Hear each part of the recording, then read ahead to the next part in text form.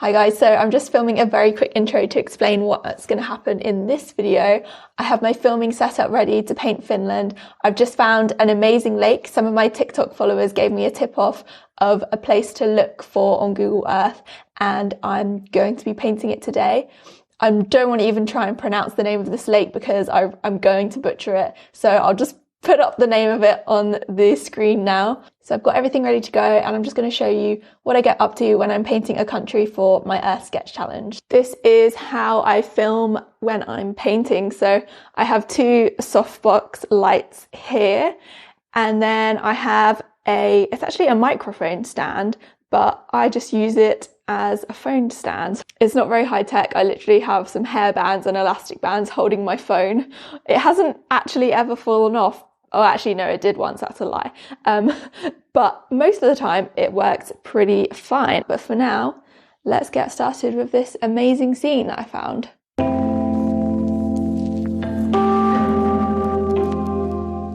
So I've just got everything set up ready to go here. And the first thing I'm going to do is look for the biggest line that I can see in the piece.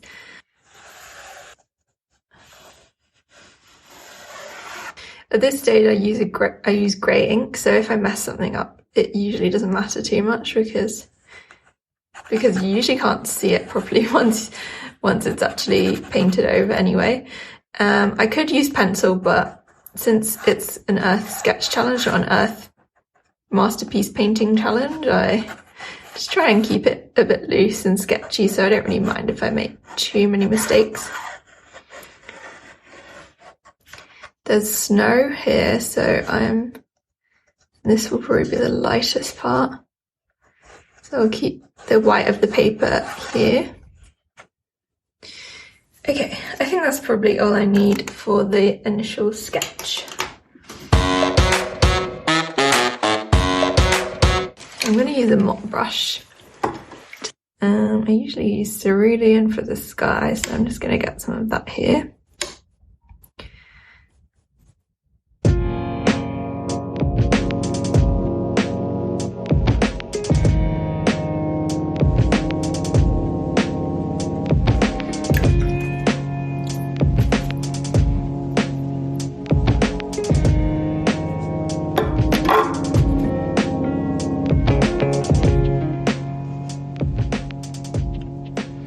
I'm just making quick decisions here about which yellow I want to use. I probably should have figured that out before I started, but whatever. I'm going to use New Gamboge for the yellow.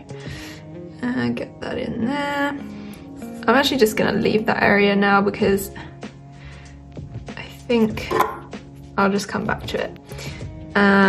Okay, so I'm going to keep going. I'm actually going to turn sketchbook now.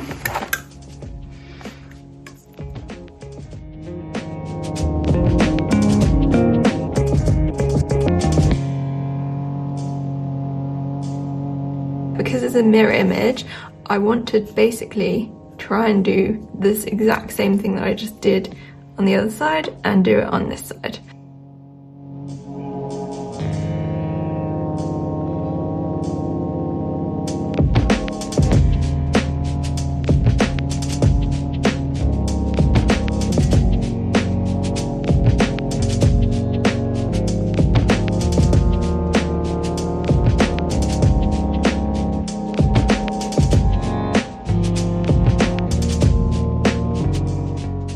So I'm just trying to get this in before it dries, because once you have a dry edge, it's really hard to get a nice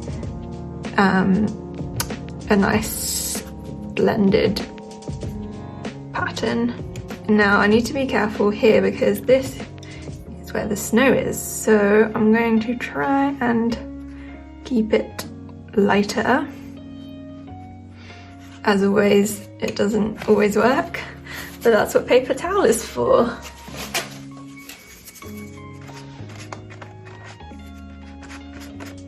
So yeah, always use your paper towel if you need it.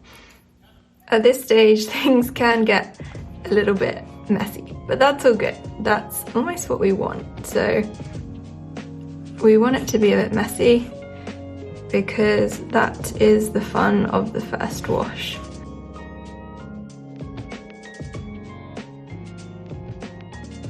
So you can see here it's not actually wet anymore, so that's kind of annoying. It's not giving that nice blended edge that we're sort of looking for. Whereas here you can see it's blended a bit better, but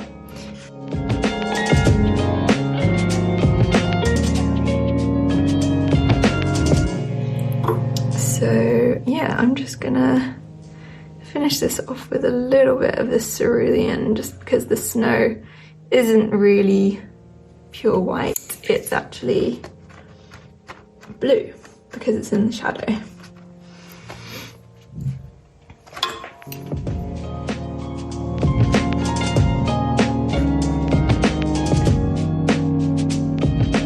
Okay, now it has dried, and it always amazes me how much lighter it looks. So I was panicking about this area here, but it actually looks almost completely white now that it's dried, so I didn't need to panic.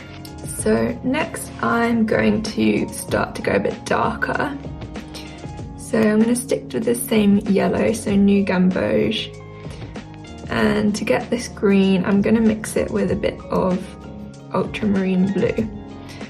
So one thing about this Moonglow paint that I've used here is it's actually a mixture of 3 different paints, and one of the paints in it is French ultramarine, so it kind of helps to know things like that, because then I know that if I use French ultramarine in this green, it's going to look a bit more harmonious. So I've got some green here, but I actually think I want slightly more yellow. So this isn't the brightest green ever, but I don't really care. I actually don't like bright green, so. And I'm just going to do a few dots because it's in a lot of sunlight here, so I really don't want to ruin this effect of this light yellow colour that is coming through. And I think I'm actually going to introduce now some of this quinacridone rose colour because I just really like it, and I can kind of see, I don't know if I'm imagining it, but I can kind of see some red in the reference image. And we've got blue, yellow, but we probably need just a bit more red in this image.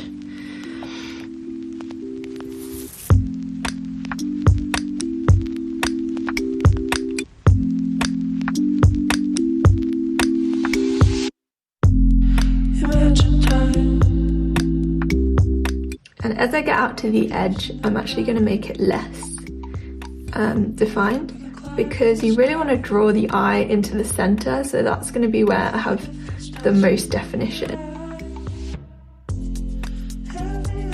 So now I'm getting into the shadow area, so I'm going to start to introduce some more of this Moonglow.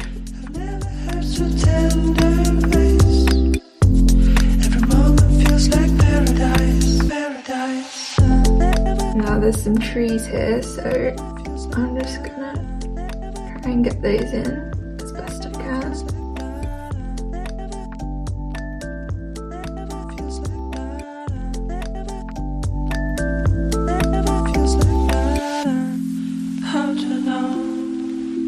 So while I'm here, I'm going to add reflections. So the tree is here. And I'm basically just going to make a wobbly version of it down here and try and keep it all the same if possible.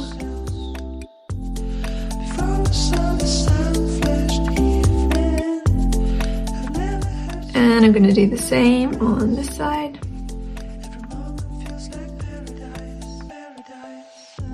And I'm going to try and work pretty quickly now because I want to try to use the same green that I used here and have it blend in the same way that it's blended in.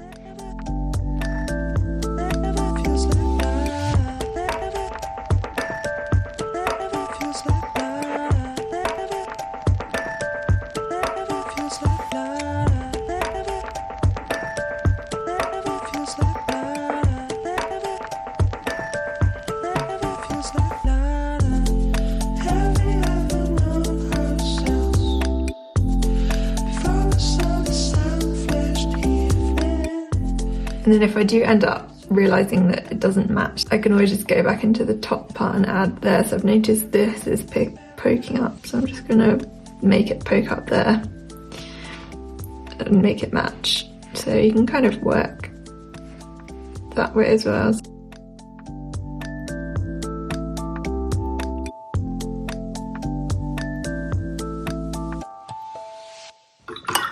Okay, so I'm pretty happy with that. That is the second layer. I'm going to wait for that to dry and then we'll go in with our final layer. So normally at the third stage I would switch to a smaller brush, but there is just a few parts over here that I want to make a bit bigger, so I'm just going to go in with some blue. I might also at this point introduce a little bit of burnt sienna, which is how you can get really dark blacks without using actually black paint.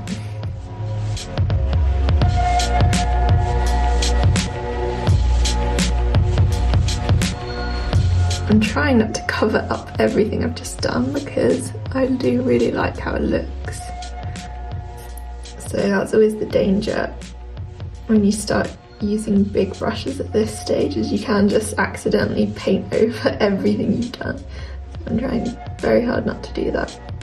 And then again, repeating that, but maybe in a slightly wobbly way.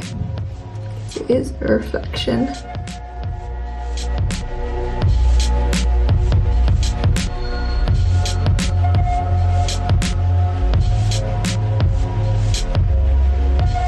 I also want to make it really dark around the edges because it almost helps to draw the eye into this lightest part here by having it really dark around here.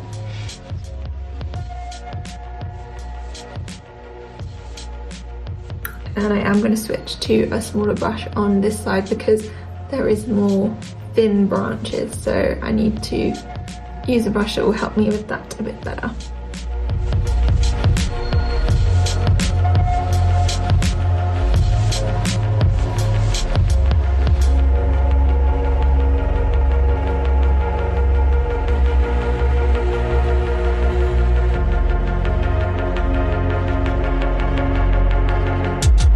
Add some of this, it's called Neutral Tint. It's the closest thing to black that I have on my palette, and I'm just going to add a bit of that in a few different places, not too much though.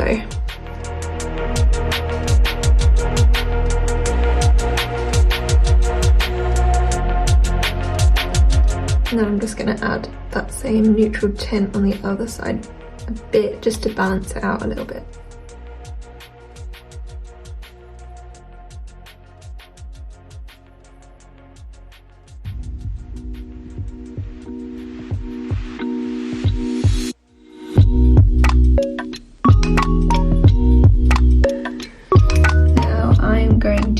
Finally do some gouache, and I think this is really gonna look nice here because there's actually some snow on these branches, so I'm quite excited about that. But it's absolute.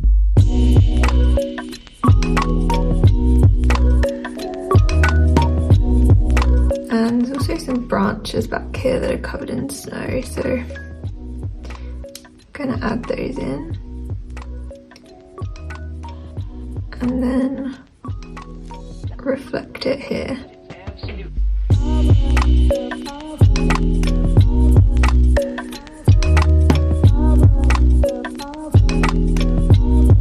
And I think one last thing I'm going to do, and I wouldn't suggest you do this normally, but I feel like this area is slightly too light.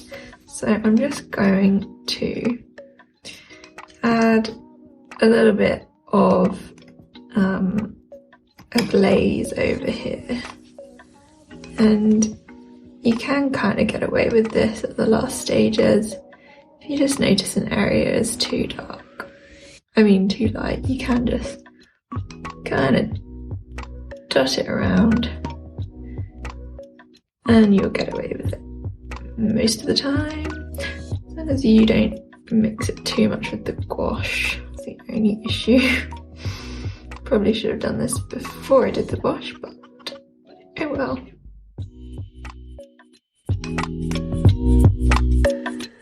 And I think I'm done. I'm going to stop before I mess it up, because sometimes you can just go too far, add too many details and mess it up. So I'm going to stop there. And here is the final painting. I hope you enjoyed that, and hopefully it was useful in some way. Let me know if you want any more videos like this, because I'm always painting. That's all for now. I'll see you next time.